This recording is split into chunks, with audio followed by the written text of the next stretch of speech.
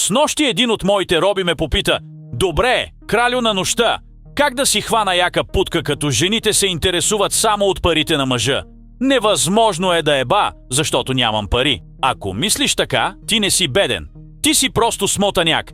Истина ли е, че жените се привличат с пари? Не, няма как да привлечеш една жена с парите си. Да, има курви, които ще те използват, защото си богат, но това не са всички жени и със сигурност не са жените, които ти искаш. Когато се опитваш да привлечеш момиче с богатство, тя те вижда като просто един безхарактерен идиот. Сега ще ти обясня всичко за това, защо някои мъже с пари са по-успешни с жените.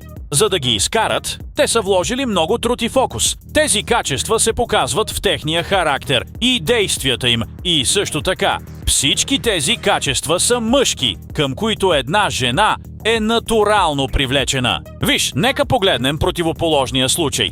Иван на 30 години. Беден, изкарва по 1300 лева на месец. Това да няма никакъв лев и да е на 30 годишна възраст, говори мега много за характера му. Показва, че не се бори достатъчно. Няма никаква амбиция и се задоволява с минималното. Сигурно бие по 18 тапанарки на ден и си губи времето в Netflix. След завършването на училището си е имал цели 12 години, в които да направи нещо, което да е над стандарта. Но не, той е показал колко мързелив е и как няма никакъв самоконтрол. Не знам за теб, но на мен това ми звучи като човека, който дори не бих искал да ми е приятел. Какво остава някое поте да го поиска за гадже? Как ще ги отгледат тея деца? На какво ще ги възпитат? Ужас! Жена не се впечатлява с пари. Впечатлява се с характеристиките, които се изискват, за да направиш пари.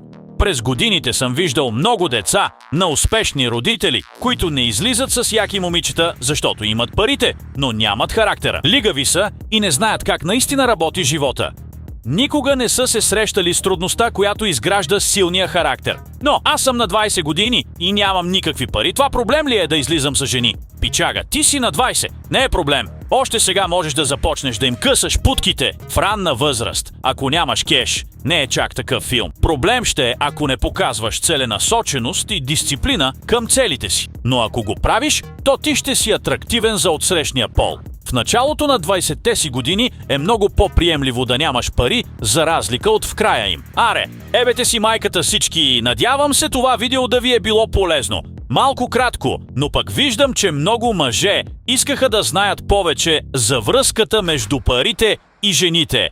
Бай-бай!